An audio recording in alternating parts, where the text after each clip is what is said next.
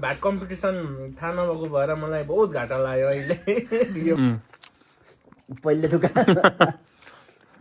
के खाइछौ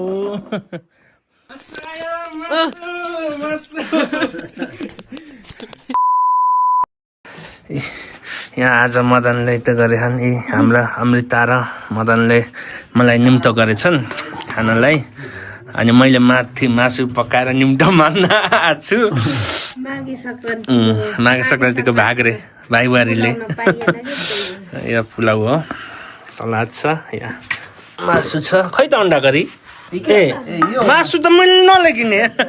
मासुले नै भुलेको म त हेर त राखिदिउ न बुवालाई यो लैजाएर जाऊ म त मासुले भुलेर आज म त यो कटौरा मात्रै म त कटोरै हाल्दैन कटोरा त हाल्दैन है के हुन्छ म त मासुले नै भुलेको भाग यहाँ रेडी हुँदै हो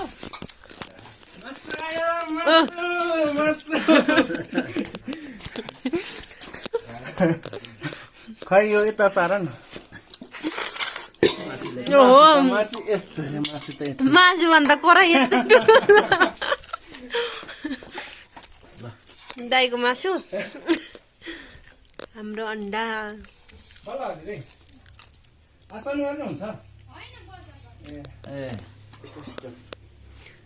खाना पस्किने मान्छे अलवेज हाम्रो आजको स्पेसल गेस्ट अनि भित्रै बस्नु भयो जाडो आज चिसो छ कि लास्टै हावा चलेको त्यही भएर बाहिर सलाद भयो खाऊ के खाइछौ ल खाम है ल फर्स्ट बाइट हेलो खाऊ खाऊ अब म खान्छु फर्स्ट बाइट फेरि म खान्छु पहिले दुकान मिठो छ नि होइन कुलो दाम भएर चकेर अलि थोरै भयो त किन पुग्दैन भन्ने थाहा भयो त 2 केजी ल्याउनु हुन्थ्यो नि ल खाएपछि देखाउँछु म लास्टमा मैले भिडियो राखेर म 2 किलो होला भन्थे ए अन्तिम कराई पुछेर कराई पनि पुछेर यो अन्तिम चिल्लो भयो यो एक भयो भ्याएर त आदि भ्याएर मलाई अन्तिमसम्म साथ दिनुहुने मेरा भाइलाई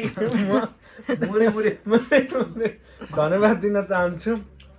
मेरो यो भात कम्पिटिसन थाहा नभएको भएर मलाई बहुत घाटा लाग्यो अहिले यो महिना भात कम्पिटिसनमा म जानु पाएको भए फर्स्ट नभए पनि सेकेन्ड चाहिँ म 100% हुन्थेँ होला मलाई साथ दिने यता छ नि पनि थर्ड हुन्थ्यो नि चाहिँ यस्तै भयो अब यो महिना भयो अर्को वर्ष भात कम्पिटिसन आयो भने चाहिँ सम्पर्क गर्नु होला अनि म भाग लिन्छु नै अवश्य लिन्छु त्यसैको लागि म प्र्याक्टिसमा लागिसकेको अहिलेदेखि नै त्यति बेला दुब्ला जन्म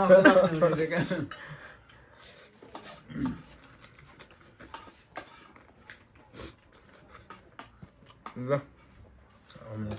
आजलाई चाहिँ यति नै भन्नु पर्यो होइन